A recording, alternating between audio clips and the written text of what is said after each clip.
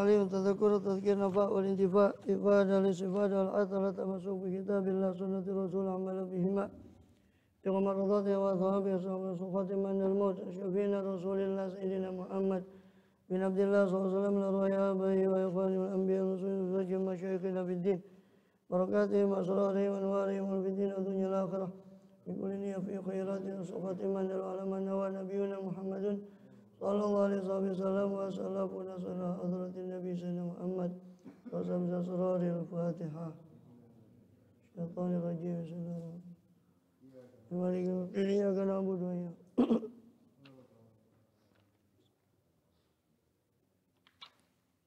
بسم الله الرحمن الرحيم الحمد لله العالمين والصلاة والسلام على أشرف الأنبياء المرسلين نبينا سعيد على أمور الدنيا والدين والصلاة والسلام على أشرف الأنبياء المرسلين سيدنا نبينا محمد وعلى آله وصحبه أجمعين على جميع التابعين بإحسان يوم الدين وعلينا معهم وفيهم برحمتك يا أرحم الراحمين أما بعد قالوا سبحانك لا علم لنا إلا ما علمتنا إنك أنت العليم الحكيم رب اشرح لي صدري ويسر لي أمري واحلل عقدة من لساني يفقهوا قولي آمين والحمد لله. Alhamdulillah Allah SWT masih berkenan melimpahkan nikmat karunia-Nya pada kita semua, bil khusus nikmatul iman Islam dan sehat walafiat, sehingga dengan itu kita masih diizinkan oleh Allah SWT untuk melakukan segala aktivitas kegiatan kita bil khusus dalam rangka menunaikan tugas utama kita dalam kehidupan dunia ini beribadah pada Allah SWT. Kemudian kita masih melanjut di pembahasan yang lalu dari kitab Ihya Ulumuddin, terakhir masih dalam kitab Riyadhatin Nafas wa Tahdhibil Akhlaq, melatih jiwa dan mendidik akhlak. Nah, dalam pasal terakhir sudah kita selesaikan pasal tentang bayan tafsilit thariq ila tahdhibil akhlaq, penjelasan perincian cara untuk mendidik atau menata akhlak.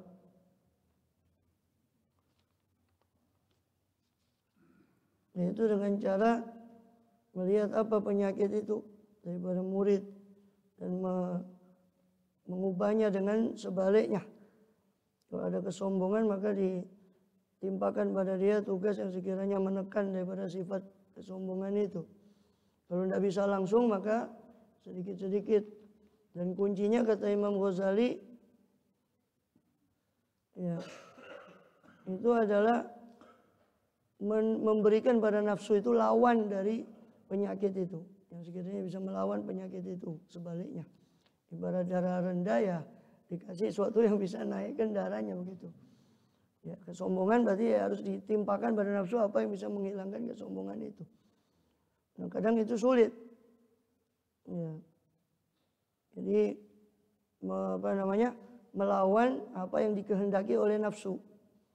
Ya. Kalau nafsunya ingin ngomong dia diam. Sebaliknya dilawan lawan katanya daripada apa yang dibilang oleh nafsu. Dan asalnya kata Imam Ghazali sudah kita bahas kemarin adalah wafa bil azm, menepati azamnya. Kalau sudah dia berazam untuk melawan nafsunya dengan satu perbuatan, ya dia harus menetapi azamnya. Umpama dia kontrol, umpama dia ingin mengurangi jam tidurnya untuk ibadah pada Allah Ta'ala, ya dia harus menepati azamnya itu. Azam di awalnya mengurangi makannya atau mengurangi, dia harus menepati azamnya. Itu kuncinya. Sebab kalau sudah kasih nafsu itu, kalau sudah dikasih kelonggaran satu kali saja, dia akan minta kelonggaran lain terus begitu. Besok saja terus. Ya, hanya lepas dari kendali. Yang asalnya dia sudah berazam, sudah ingin mengendalikan, hanya karena dikasih kelonggaran sedikit, minta kelonggaran lagi, hanya lepas lagi. Sulit lagi mau nata azam lagi. Ya, nata azam lagi, nata tekad kuat lagi untuk mengendalikan nafsu, gugur lagi. Karena nafsu itu kepingin lepas sedikit, dikasih kelonggaran sedikit, minta lebih terus begitu. Ibarat bangunan sudah roboh lagi. Oh iya memang. Pastinya nafsu itu kan ammaratun bisu. Ini semua gampang teorinya. Teorinya sudah kita pelajari, prakteknya yang sulit pada diri kita masing-masing. Bayanu alamati maradil qalbi wa alamati audihi ila sihah. Ini jangan sampai ya ada hurur ya. Jadi orang yang bodoh tidak belajar itu ada hururnya, ada ketertipuannya. Dia tertipu dengan kebodohannya. Orang yang belajar ada ketertipuannya, dia merasa dia belajar tentang masalah hati, oh dia merasa sudah aman. Padahal ini masih resep. Ibarat dokter ini, Imam Ghazali ini ibarat dokter, ini ngasih resep. Resep dienteng-enteng kemana-mana, apa sembuh? Resep dienteng, ini ya ini resep. Belum kita terapkan untuk diri kita, cuma dienteng-enteng toh resepnya. Ya ada sembuh. Jadi yang belajar ada ketertipuannya, yang tidak belajar juga ada penyakit hururnya. Yang belajar ada hururnya, setannya tambah gede. Ibarat pohon itu kalau pohonnya besar ya anginnya makin ngebes. Jadi kadang kita merasa oh sudah belajar masalah hati berarti sudah aman. Belum melakukan ya belum, seperti resep belum ditebus, belum diminum resepnya ya itu tetap sakit. Ini resep ini resep. Ya. Kemana-mana dibawa resep jadi jimat, resepnya ditaruh, tidak ditebus, tidak diamalkan. Bayanu alamati maradil qalbi wa alamati audi ila sihah. Penjelasan tanda-tanda sakitnya hati atau hati yang sakit dan alamati audihi, tanda-tanda kembalinya hati ila sihati kepada kesehatan. I'lam, ketahuilah olehmu, anna kulla udwin min a'dha'il badani, bahwasanya setiap satu anggota dari banyak-banyak anggota badan, min a'dha'il badan, dari anggota-anggota badan, khuliqa, dicipta, apa setiap anggota itu li fi'lin khassin, untuk perbuatan yang khusus bihi dengan anggota itu. Ya kan? Setiap anggota itu dicipta untuk perbuatan yang khusus untuk anggota itu. Telinga dicipta untuk mendengar suara, mata dicipta untuk melihat. Wa inna maraduhu, hanya saja sakitnya kuli udwin, setiap anggota badan itu. Ayat ta'adzaro alaihi, itu ayat ta'adzaro, sulit atau terhalang siapa alaihi atas anggota, fi'luhu, perbuatannya anggota kuli udwin tadi, alladzi khuliqalahu, yang dia dicipta karenanya, karena alladzi. Hatta la yasduru minhu aslan. Jadi sakitnya setiap anggota kan cipta untuk fungsinya. Berarti setiap anggota dikatakan sakit kalau tidak bisa menunaikan fungsinya. Telinga dikatakan sakit kalau tidak bisa mendengar sama sekali, atau mendengar tapi kurang pendengarannya. Bisa dua, nggak berfungsi sama sekali atau kurang fungsinya itu. Hatta la yasduru minhu aslan, sehingga tidak muncul apa fi'luhu, apa perbuatan anggota badan minhu, dari anggota dari kuli udwin aslan sama sekali, tidak berfungsi sama sekali anggotanya. Au yasduro, atau muncul apa fi'luhu, perbuatannya si anggota dari minhu, dari anggota dari kuli udwin tadi, ma'anau'in minal ittirab, bersama semacam daripada gangguan. Telinganya bisa tidak dengar sama sekali, bisa dengar tapi ada gangguan. Famaradul yadi, maka sakitnya tangan. Tangan dikatakan sakit. Ayat ta'adzar alaihi al-batshu, apabila terhalang atas tangan itu al-batshu, bergerak atau memukul. Wa maradul aini, sakitnya mata. Ayat ta'adzar alaihi al-ibsar, terhalang atas mata melihat. Fakadzalika maradul qalbi. Sekarang kepada kita, pembahasan kita sakit hati. Berarti sakitnya hati berarti apa? Fakadzalika maradul qalbi ayat ta'adzur fi'lul khas bihi. Begitu juga sakitnya hati berarti sulitnya hati atau terhalangnya alaihi atas hati apa fi'luhu, perbuatannya hati yang khassu bihi, yang terkhususkan dengan hati. Alladzi khuliqa li ajlih, yang mana dicipta hati itu karena dia. Alladzi khuliqa li ajlih, karena yang mana dicipta hati itu karena dia. Wa wal ilmu wal hikmatu wal ma'rifah. Apa fungsinya hati? Hati dicipta untuk apa? Untuk ilmu, yaitu ilmu, hikmah, kebijaksanaan, wisdom, wal ma'rifah, knowledge, pengetahuan, wa hubbullah, cinta kepada Allah SWT, wa ibadatu dan ibadah kepada Allah, taladzzuzu bi dzikrihi, merasa nikmat menikmati zikir kepada Allah, itsaru dzalika ala kulli syai'in siwahu, mengutamakan semua itu atas setiap kesenangan selain itu. Wal isti'anatu bi jami' syahwati wal adai alaih, dan meminta tolong dengan seluruh syahwat dan anggota badan lain atasnya, atas itu, atas zikir, atas cinta kepada Allah, atas menyembah kepada Allah. Kalau Allah Ta'ala, Allah berfirman, "Wa ma khalaqtul jinna wal insa illa liya'budun." Tidaklah aku ciptakan jin dan manusia kecuali untuk menyembah kepada aku.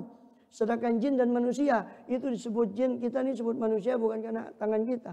Kita mengatakan saya itu bukan merujuk ke tangan kita. Dan seandainya tangannya tidak ada kan berarti sayanya nggak ada. Tapi saya itu merujuk pada kalbu itu yang ditaklifi, yang mukallaf, yang dibebani khitab Allah itu adalah kalbu. Maka wa ma khalaqtul jinna wal insa liya'budun, itu yang maksud jin manusia itu kalbunya. Berarti ibadah itu, fungsinya ibadah itu asalnya yang diperintah adalah kalbu, akal pikirannya. Itu yang diperintah untuk ibadah. Maka fungsinya hati adalah ibadah. Fungsinya hati adalah ilmu, ma'rifatullah, cinta kepada Allah. Itu fungsinya hati. Sebagaimana teori tadi, teori yang sudah jelaskan bahwa badan disebut sakit, anggota disebut sakit kalau tidak bisa menunaikan fungsinya. Mata disebut sakit kalau tidak bisa melihat dengan baik. Telinga disebut sakit kalau tidak bisa mendengar dengan baik. Maka hati disebut sakit ketika dia terganggu fungsinya, yaitu ilmu dan hikmah dan ma'rifatullah. Jahil kepada Allah, tidak ma'rifah kepada Allah. Itu berarti sakit hatinya. Atau tidak cinta kepada Allah, mencintai selain Allah, itu berarti hatinya sakit karena tidak menunaikan fungsi hati yang seharusnya, fungsi kalbu yang seharusnya. Fa bi kulli udhun faidatun, maka setiap anggota badan ada faidah. Wa faidatul qalbi al-hikmatu, dan faedahnya hati kalbu adalah hikmah wal ma'rifah, kebijaksanaan dan ma'rifatullah, pengetahuan tentang Allah.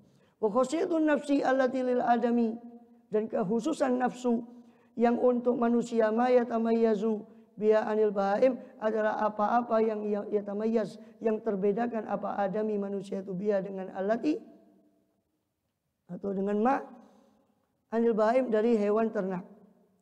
Jadi kekhususan jiwanya manusia berarti apa? Adalah sesuatu yang membuat manusia itu terbedakan dari hewan ternak. Kalau dikatakan makan, kekhususan manusia itu makan, hewan ternak juga makan. Kawin, hewan ternak juga kawin. Tidur, hewan ternak juga tidur, ya cuma bedanya tidak pakai KUA gitu kan kawinnya. Ya, langsung tidak ada akad qabil, itu tidak ada. Fa'inul lam yatamayyaz ana bil quwwah, karena sesungguhnya tidak terbedakan apa adami manusia tadi, ana dari bahaim, bil quwwah, dengan kekuatannya, alal akli, atas makan. Karena sapi lebih kuat makan daripada dia. Wal wiqa, dan juga tidak terbedakan manusia itu dengan kuatnya jima. Sebab burung itu lebih kuat jimanya. Katanya begitu, katanya. Saya cuma ngikuti. Burung itu lebih kuat jimanya daripada manusia. Wal ibsar, bukan juga manusia terbedakan dengan kekuatan melihat. Kelelawar lebih tajam melihat kalau malam. Kalau pagi buta dia. Kalau malam. Serangga itu lebih tajam mata faset. Serangga itu memiliki mata faset secara ilmu biologi. Tanya Mbak Google apa mata faset itu. Coba tanya Mbak Google nanti. Mata faset serangga itu apa? Ya. Bal bima'rifatil asya' ala ma hiya alaih. Bahkan akan tetapi manusia itu terbedakan dengan apa? Terbedakan dengan ma'rifatil asya', dengan mengetahui segala sesuatu ala ma hiya alaih, menurut apa-apa yang hiya, yang asya' tadi, segala sesuatu berada atasnya, atas ma. Jadi manusia itu terbedakan karena pengetahuan dia kepada sesuatu secara hakikinya. Berdasarkan apa keadaan yang sesuatu itu berada padanya. Mengetahui sesuatu dengan sebenarnya itu karakteristik manusia. Yang membedakan dari hewan adalah pengetahuan, akal pikiran. Wa aslul asya wa mujiduha, dan asal segala sesuatu. Wa mujiduha, dan mewujudkan segala sesuatu. Wa muqtari'uha, pencipta segala sesuatu. Pewujud asya, pewujud segala sesuatu. Pencipta muqtari'uha, pencipta segala sesuatu. Huwallah azza wajal, adalah Allah azza wajal, yang maha perkasa lagi maha agung.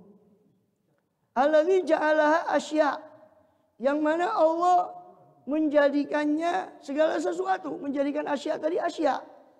Allah yang menjadikan asya tadi, asya segala sesuatu itu. Falau arafa kulla syai', maka seandainya manusia itu mengenal segala sesuatu, tapi lam ya'rifillaha, tapi adami manusia tadi tidak mengenal Allah yang mencipta segala sesuatu azza wa jalla, fakana lam ya'rif syai'an, maka seolah-olah manusia itu tidak kenal sesuatu apapun. Karena yang cipta segala sesuatu Allah. Kok kenal segala sesuatu tapi tidak kenal penciptanya? Sama juga bohong. Dia seolah-olah tidak kenal segala sesuatu. Ilmuwan kenal jenis-jenis serangga. Ilmuwan kenal jenis, tapi nggak kenal siapa yang cipta itu. Nggak tahu di balik keajaiban itu siapa.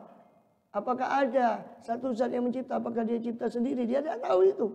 Dia tahunya itu serangga gitu saja. Maka dia belum kenal. Karena tidak kenal penciptanya, berarti dia belum kenal segala sesuatu. Wa alamatul ma'rifah. Makanya dengan bahasa lain, kejahilan yang paling parah dari seorang hamba adalah jahil tentang Allah SWT. Na'udzubillah min dzalik. Mudah-mudahan kita ditambah ma'rifah kita kepada Allah SWT. Amin ya rabbal alamin. Ya. Wa alamatul ma'rifah mahabbah. Kan tadi dikatakan begitu ya. Dikatakan setiap anggota faedahnya adalah memiliki faedah masing-masing. Dan dia dikatakan sakit si anggota tadi kalau tidak bisa menunaikan faedahnya, fungsinya. Mata dikatakan sakit ketika terganggu penglihatannya. Telinga dikatakan sakit ketika terganggu pendengarannya. Maka hati dikatakan sakit ketika terganggu fungsi utamanya itu ma'rifah, mengenal Allah. Apa tandanya ma'rifah? Wa alamatul ma'rifati al-mahabbatu. Sedangkan tanda ma'rifah adalah cinta.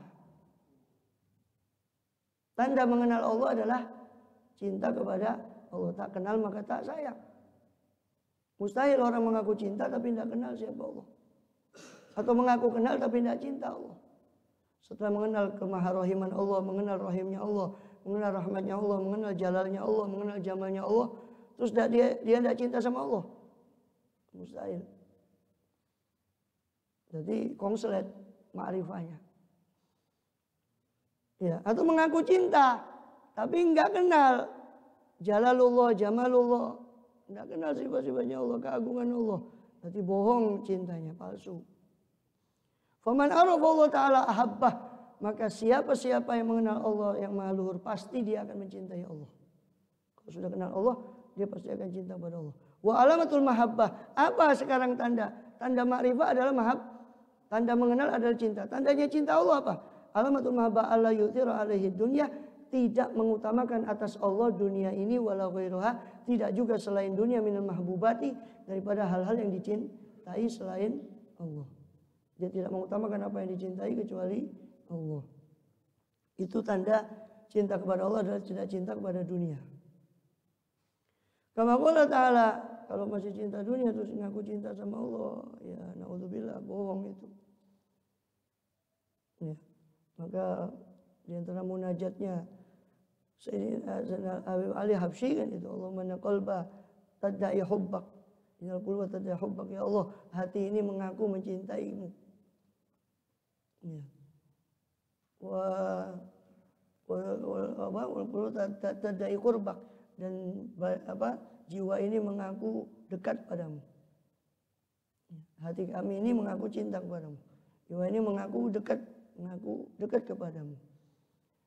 Fa in kana sidqan, kalau memang itu benar ya Allah, pengakuan kami dari cintamu, pengakuan kami atas cinta kepadamu dan dekatnya kami kepadamu, kalau memang itu benar, fasidqu mahbubuk, maka kejujuran adalah kecintaanmu. Sifat jujur adalah kecintaan.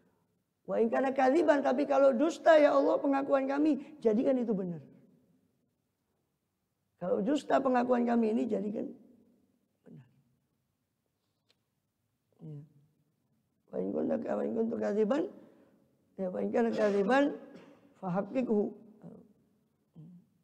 Wajalu hakikatan, maka jadikanlah itu hakikat.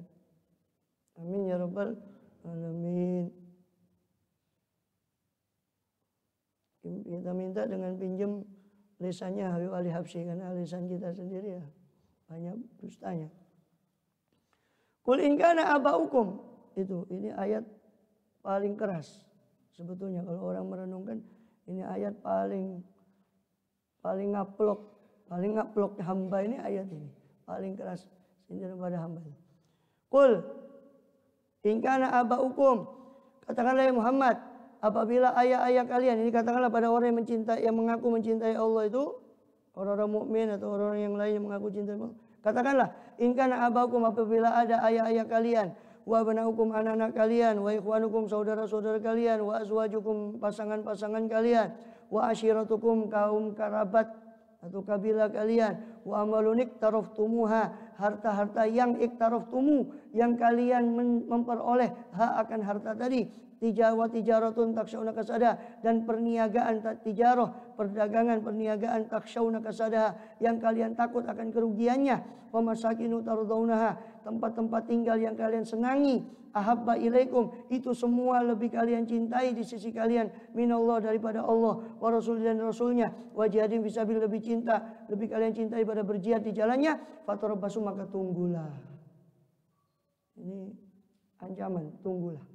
Kalau ayah kalian, anak kalian, istri kalian, kerabat kalian, saudara kalian, harta yang kalian peroleh, perniagaan yang kalian takut rugi, rumah yang kalian cintai, semua itu lebih kalian cintai daripada Allah dan Rasulnya, dan berjihad di jalannya, maka tunggulah. Ini tunggu yang tidak enak, bukan tunggu yang ini.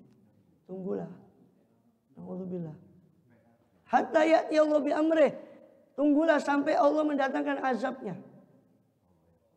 Wallahu la yahdil qaumal fasikin, sesungguhnya Allah tidak akan memberi petunjuk pada kaum yang fasik. Waliyadzubillah min dzalik. Faman indahu syai'un, maka komentar Imam Ghazali atas ayat itu, faman indahu syai'un, maka siapa-siapa orang yang di sisi man tadi ada sesuatu yang itu di sisinya man, adapun syai', ada sesuatu yang ahabu ilaih, yang lebih dia cintai kepadanya, minallah, daripada Allah, faqalbu marid, maka hatinya sakit. Maka siapa-siapa orang yang ada sesuatu di hatinya yang lebih dia cintai dari Allah, maka ketahuilah hatinya sakit. Ya, hati kita ini. Kama anna kulla ma'idatin, sebagaimana setiap lambung, sorotinu ahabba ilayya minal khubzi, menjadi tanah liat itu lebih dia sukai daripada roti, wal ma'i, dan air, au saqata syahwatu anil khubzi, atau gugur syahwatnya lambung ma'idah tadi daripada roti dan air, fa iya maridho, maka lambungnya sakit. Fa hadhi alamatul marad, maka ini adalah tanda-tanda sakitnya hati. Maka kalau ada di hati itu ada yang sesuatu yang lebih dia cintai melebihi Allah, maka hatinya sakit. Allahumma zuqna hubbak wa hubba man yuhibbuk wa hubba kulli amalin yuqarribuna ila hubbik wa ja'al hubbaka habal asya'i ilaina wa ja'al hubbaka habba ilaina minal ma'il barid. Amin ya Allah. Allahumma zuqna hubbak, ya Allah, rizkikan kami cinta kepadamu, wa hubba man yuhibbuk, dan cinta pada orang yang cinta kepadamu, wa hubba kulli amalin yuqarribuna hubbik, dan cinta kepada setiap amal yang bisa mendekatkan kepadamu, dan berikan kami cinta, wajal hubbaka bal syai'ilai, dan jadikanlah cinta kami kepadamu paling dicintainya di sisi kami daripada selain itu, dan jadikanlah cinta kami kepadamu lebih kami cintai daripada air yang dingin. Begitu doa yang diajarkan oleh Rasulullah SAW. Fahadi alamatul marad, ini tanda sakit. Jadi sebagaimana, jadi hati kalau ada sesuatu yang lebih cintai selain Allah, maka hatinya sakit. Seperti umpamanya kata Imam Ghazali, lambung, kok dia lebih suka tanah liat daripada roti, berarti itu konslet lambungnya. Wa bihadza yu'rafu, maka dengan ini, dengan keterangan tadi, al-madhkur tadi, yu'rafu, dikenali, diketahui, apa annal quluba, apa sesungguhnya hati-hati itu kullaha, semuanya maridhoh, sakit, illa masya Allah, kecuali apa-apa yang hati yang dikehendaki oleh Allah. Mudah-mudahan kita termasuk yang dikehendaki oleh Allah. Amin. Ya. Hati itu semua sakit kecuali yang dikehendaki oleh Allah. Illa anna minal amradi, hanya saja itu termasuk penyakit-penyakit ma la ya'rifu, utawi perkara, adapun ada perkara penyakit yang layak ribuah sohibuah, yang tidak mengenalinya, tidak mengenali apa penyakit-penyakit itu, sohibuah pemiliknya. Sebetulnya hati semua makhluk itu sakit kecuali yang dikehendaki oleh Allah SWT. Para anbiya, para aulia. Mudah kita termasuk. Amin, pahami. Hanya saja kata beliau, jadi sebetulnya hati semua makhluk itu sakit kecuali yang dikehendaki oleh Allah. Hanya saja ada sakit yang tidak diketahui oleh pemiliknya. Sakit tapi tidak diketahui, tidak dirasa oleh pemiliknya. Wa maradul qalbi mimma la ya'rifu sahibu. Kan ada penyakit tiba-tiba enggak berasa karena tidak didiagnosa, tidak diperiksa ke dokter, enggak kerasa dia punya sakit itu, tiba-tiba ketahuan sudah stadium lanjut. Ya, sudah parah. Ya kan? Itu. Wa maradul qalbi mimma la ya'rifu sahibu. Dan penyakit hati itu termasuk sesuatu yang tidak dikenali oleh pemiliknya. Walidzalika yaghfulu, oleh karena itu yaghful, lalai. Ya, oleh karena itu lalai anhu darinya. Siapa pemiliknya sohibu, lalai dari penyakit hati itu. Ya. Wa in arafahu, kalaupun mengenalinya, kalaupun si orang yang punya itu mengetahui dia, ya, maka apa? Sauba alaihi sabr, sulit atasnya sabar.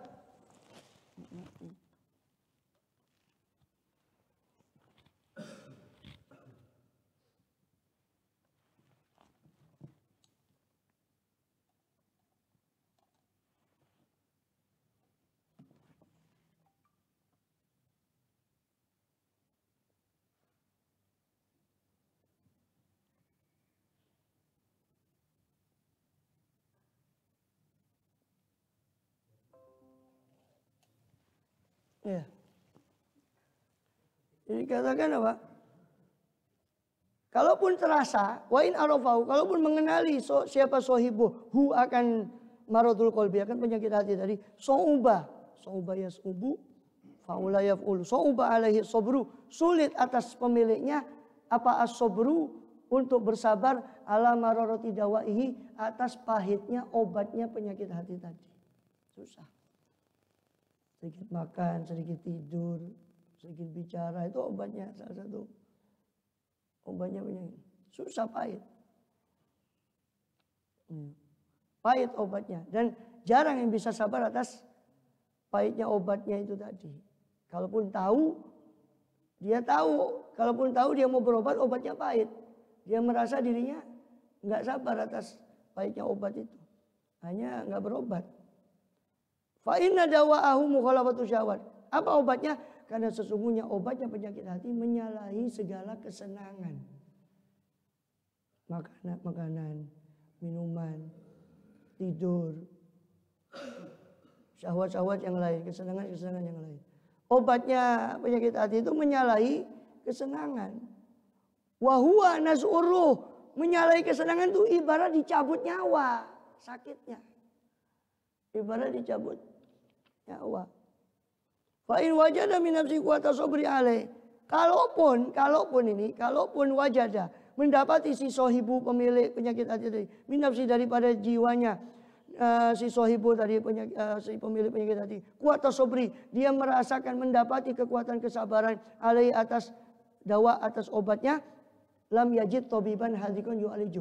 Dia belum tentu mendapati dokter yang pandai untuk mengobatinya. Mau berobat kemana? Ya. Mau berobat kemana? Kalau spesialis jantung ada pelangnya. Spesialis jantung. Bedah saraf, SPBS, spesialis bedah saraf, ada obatnya. SPKJ, spesialis kesehatan jiwa, ada pelangnya. Nah, kalau ini mau cari kemana obatnya? Kenapa? Fa'inal atiba'ahumul ulama'u, sebab para dokternya adalah para ulama. Wa qad istaula, kan banyak ulama. Tunggu dulu kata beliau. Wa qad istaula alimul marad, sungguh telah berkuasa atas para ulama penyakit hati yang sama. Fatabibul maridu, maka dokter yang sakit, qallama yaltafitu ila ilaji, sedikit sekali dia menoleh kepada penyakitnya. Walihada sorot da'u udolan, oleh karena itu menjadilah penyakit hati itu udolan kronis. Wal maradu muzminan, dan penyakit itu menahun panjang, muzmin. Kenapa ini penyebab kenapa penyakit hati itu, kenapa kok penyakit hati itu cenderung kebanyakan kronis. Karena ibarat kanker stadium awalnya tidak diketahui sehingga ketemunya sudah kronis. Kalaupun tahu obatnya pahit. Kalaupun sabar atas pahitnya obat, dokternya nggak ada, dokternya para ulama. Ulamanya sudah dibutakan dengan hubud dunia, cinta dunia. Bagaimana orang buta menuntun orang buta? Wandarosa hadal ilmu. Ini us turu ya. Wandarosa hadal ilmu, dan sudah musnah ilmu ini. Ilmu hati ini sudah musnah. Kenapa? Ya seperti saya pernah sering jelaskan. Ilmu hati ini tidak payu mau digunakan melamar kerjaan. Saya belajar ilmu hati. Kerjaan apa? Zaman kekhalifahan Islam pun yang dibutuhkan adalah mufti qadhi. Mufti qadhi itu harus menguasai ilmu fikih. Ilmu hati tidak payu. Makanya orang lebih banyak belajar ilmu fikih. Makanya sampai kenapa Imam Ghazali bikin Ihya'i Ulumuddin, menghidupkan kembali ilmu agama sejati, yaitu ilmu hati ini. Karena sudah banyak yang belajar begini nggak ditoleh ilmu ini. Maka sampai Imam Ghazali menghidupkan kembali dengan kitabnya ini Ihya'i Ulumuddin, menghidupkan kembali ilmu-ilmu agama. Itu zaman Ghazali, radhiyallahu anhu, zaman Imam Ghazali. Bagaimana zaman kita? Lebih, makanya saya senang kalau Ihya ini dipelajari lagi. Memang di sisi lain Ihya ini butuh rijal, butuh orang yang kuat agamanya untuk ngamalkan. Terus apa manfaatnya kita belajar ini? Paling tidak kita berkaca dengan Ihya ini, borok kita ini masih banyak. Sebab kalau tidak dipetani gini, kita merasa diri kita khair, saya sudah, Masya Allah, saya sudah baik, sudah ini. Tidak tahu. Minimal walaupun belum ketemu dokternya, minimal bercermin dulu lah. Oh, tahu penyakitnya ini. Sehingga kita masih merasa kita punya banyak penyakit. Ya. Minimal itu. Ya. Wa ungkira bil kulliyah, dan sudah diingkari secara keseluruhan. Apa? Tibbul qulubi. Pengobatan hati itu sudah diingkari. Ilmu tasawuf dianggap bid'ah. Katanya bedanya sufi apa? Sufi membuat pengobatan hati itu dengan sesuatu yang bid'ah. Katanya si Najib, orang-orang yang kurang kerjaan. Wa ungkira maradua, dan diingkari penyakitnya hati. Wa aqbalal khalqu ala hubbi dunya, dan sudah menghadap semua makhluk kepada cinta dunia. Wa ala amalin dhahir wa ibadat, dan sudah menghadap setiap khalqu makhluk tadi atas amal, atas beberapa amal yang zahirnya ibadat tapi batin wa adatun wa mura'ayat. Sedangkan batinnya adalah adat, kebiasaan dan sesuatu yang diriakkan. Fahadi alamatu usul amrod, maka ini adalah tanda pokok-pokoknya penyakit-penyakit hati. Ini baru separuh pembahasan karena judulnya tadi bab penjelasan tanda penyakit hati dan tanda kembalinya hati kepada sehat. Ini baru separuh pembahasan, baru tanda penyakit hati, belum tanda gimana kembalinya hati kepada kesehatan. Ya. Sudah 33 menit. Wa amma alamatu auliya.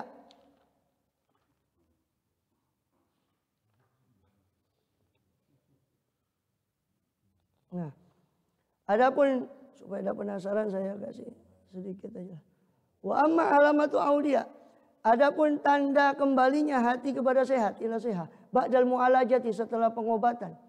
Fahuwa ayanzura fil illati lati yu'aliju, maka hendaknya dia si sohibu qalbi tadi memandang fil illat tentang penyakit, kepada penyakit allati yu'aliju yang sedang dia obati. Fa in kana yu'aliju da'al bukhli, umpama ada siapa sohibul qalbi atau sohibu maradul qalbi tadi, pemilik penyakit hati itu yu'aliju sedang mengobati da'al bukhli, penyakit bakhil, wa huwal muhlikul mub'id, dan dialah penyakit yang membinasakan dan menjauhkan orang anillah dari Allah azza wajal.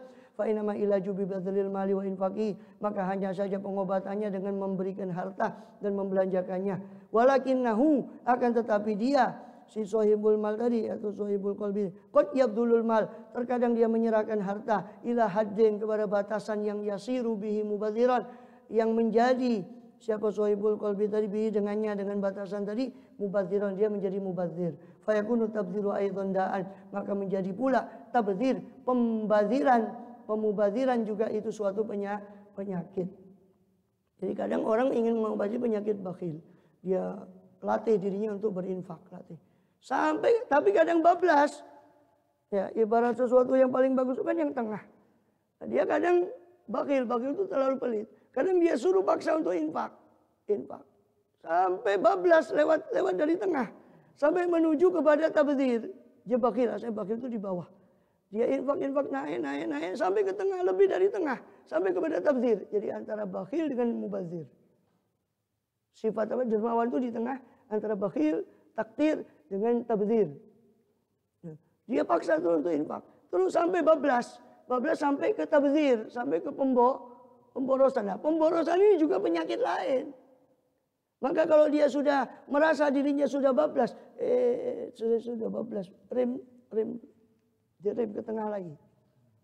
Wa yakunu kama yu'alijul buruda bil hararah. Seperti orang yang mengobati buruda, penyakit yang sumbernya rasa dingin, bil hararah dengan rasa kalor, dengan panas. Hatta taglibal hararah, sehingga kalau rasa panas itu menang. Wa aidon daun, sedangkan panas itu juga penyakit, kalau berlebihan juga bahaya. Dinginnya sudah hilang dengan panas, tapi kalau bablas panasnya bahaya juga. Balil matlubul i'tidal, tapi yang dicari adalah pertengahan bainal hararati wal burudati, antara panas dengan dingin. Wa kadzalikal matlubul i'tidalu bainat taktir wa tabdzir. Begitu juga yang dicari adalah i'tidal, pertengahan antara taktir terlalu pelit, wa tabdzir dan terlalu boros, hatta yakuna alal wasat, sehingga menjadi ke tengah. Wa bi ghayatil bu'di tarafain, dan berada pada puncak kejauhan dari dua ujung. Dari dua ujung yang sama-sama tercela, dia di tengah. Berada jauh dari dua ujung yang sama-sama tercela, itu yang dicari. Wain arad antari wal wasat, wallahu alam. Kalau kamu ingin tahu mana tengahnya itu, nah itu nanti lebih continue. Gimana bisa tahu kok itu ke tengah? Kalau sudah sampai tengah.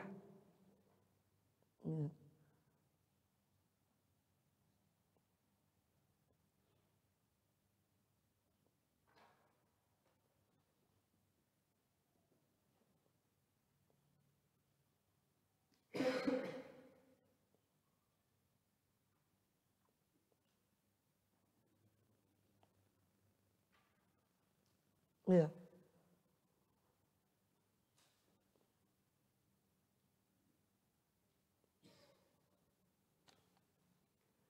Mana sampai ke tengah itu? Ya, itu cara ringkes saja bahwa ibarat apa? Dua akhlak yang tercela tadi, terlalu pelit dan terlalu loman. Bila mana kita sampai di tengah, maka kita periksa diri kita. Lebih lezat memberi harta apa lebih lezat bagi kita memegang harta? Kalau lebih lezat memberi harta, itu berarti kita sudah sampai ke arah tabdzir, tapi belum sampai mungkin. Tergantung parahnya apa enggak. Kalau semuanya dibantu, maksiat dibantu, gereja dibantu, ini berarti sudah tabdzir, hati-hati. Harus ditekan lagi ke tengah. Kalau sudah ditekan lagi ke tengah, terus bablas, kok menjadi lebih lezat bagi kita megang harta? Oh, berarti kita sudah ke arah bakhil. Angkat lagi ke atas. Terus begitu. Makanya ihdinas shiratal mustaqim sulit. Makanya kita berjalan di tengah. Shiratal mustaqim itu di tengah antara dua itu. Makanya kita minta minimal 17 kali ihdinas shiratal mustaqim, 17 rakaat sehari. Setiap rakaatnya baca Fatihah, setiap Fatihah ada ihdinas shiratal mustaqim 17 kali. Karena sulitnya berada di tengah. Orang kan bawahnya miring ke sini, miring. Sampai kapan terus begitu? Terus begitu. Muraqabah kepada dirinya. Lebih lezat mana dia? Kalau lebih lezat memberi, tekan lagi untuk menahan harta. Kalau lebih lezat menekan harta, lagi dengan berinfak. Sampai kapan? Sampai putus hubungan hatimu dengan harta. Sehingga harta itu kau seperti air mengalir begitu saja, mana yang memberi, mana sudah hendak. Itu sampai tingkatan sudah terbiasa, baru lepas dia daripada itu. Allahu a'lam bishawab.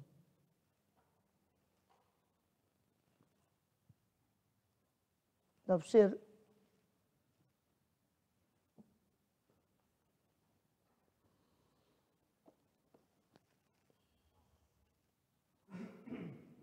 tafsirnya sampai di